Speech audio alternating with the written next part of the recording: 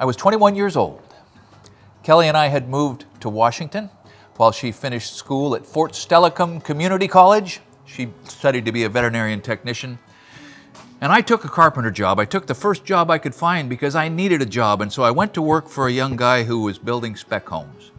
And he paid me, I agreed to $3 an hour. And he wanted to know if I had a truck. I said, yeah, I got a truck. I had a little Datsun truck. And he said, okay.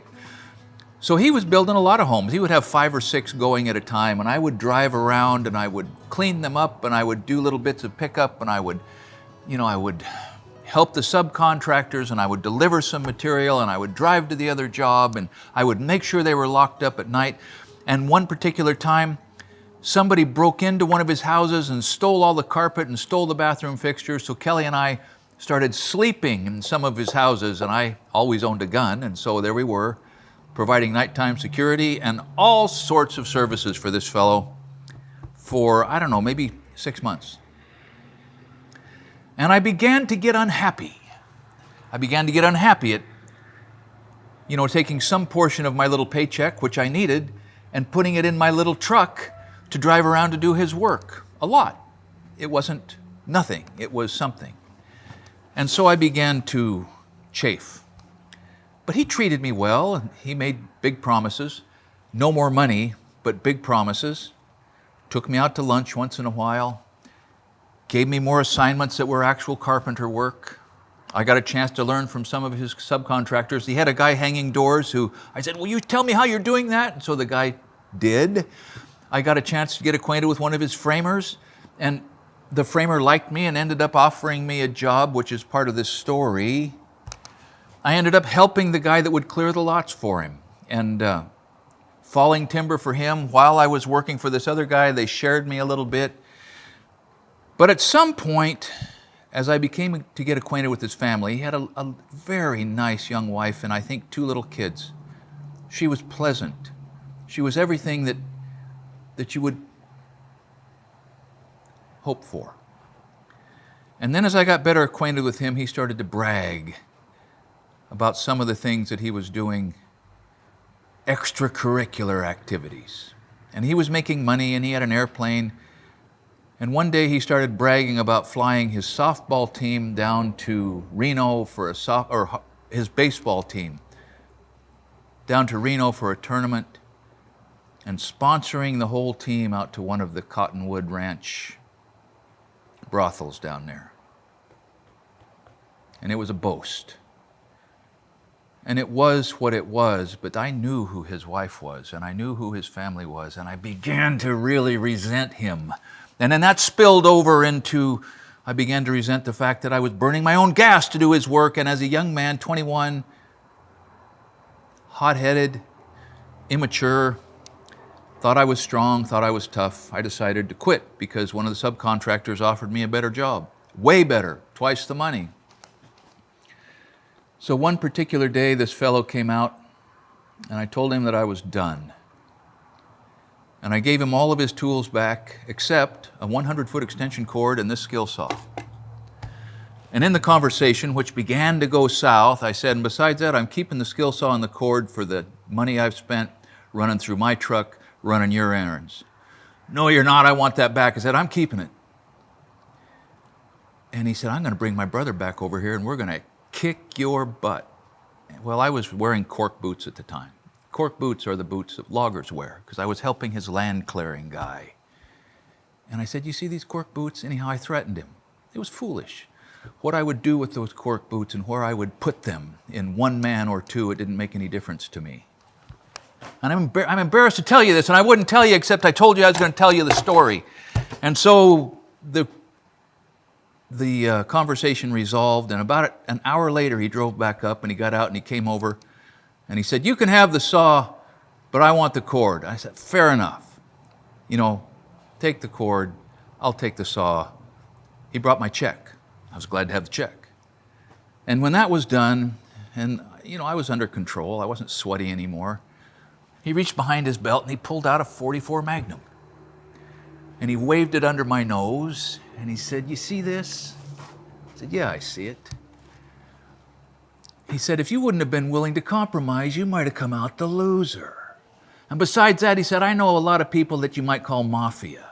And if you give one of them $1,000 and they'll do anything. I said, whatever, man. And I put my saw in the truck and I went back over to work for the other guy. And I worked along, and then I ended up working for one of his earlier subcontractors, framing. And I learned a lot about framing, and I shook it off. And I used this for years, and it did me good. But the experience, I'm embarrassed to tell you about this, but please keep in mind I was 21. I was 21, and I was different. I was 2 inches taller and 10 or 15 pounds heavier, and I had illusions of grandeur and my relative worth and the wrong kind of pride sometimes. And you've probably determined by now what he was. Yeah, he was all that. He was all that. I have no idea what became of him, but I expect that no part of it was happy, right? No part of it was happy. So, young men, here's the thing. There's a quote, a young man's glory is his strength, an old man's glory is his wisdom. And when we're young and we're strong and we're tough, or we think we're tough, which is not the same thing at all, we can do things that we would regret. Now, I don't have big regrets about this, except it's a little embarrassing because I was a little childish. But if I would have continued down that path of trying to exact revenge and asserting myself in areas where I really didn't have any right to assert myself, or maybe heaven forbid, associating and becoming a key man to a guy who would fly his softball team down to the Cottontail Ranch, heaven forbid, and then brag about it, about the items that were on their shopping list, and had I continued down that path, calamity. But instead, by the grace of God, and by having learned a lot about a better way to live, how God invites us to live. For crying out loud, how reason and maturity can invite us to live, but how God invites us to live, and being able to drop off the foibles and follies of youth, because we all have them. We all look in our rearview mirror and think, boy, I'm glad you didn't know me then, right? But if we live through those things, and if we learn from any of those things, and we don't identify them as who we are, I've known men who have come to an old age and never dropped off the foibles of their youth. They never became a different person. They just lived the same 18, 19, 20, 18, 19, 20, 18, 19, 20 period of time over and over and over for 40 or 50 more times, and never changed a dime's worth. And as I tell you this story now, and I feel the blood coming up my neck because I was dumb in that moment. My counsel is, don't be dumb in those moments.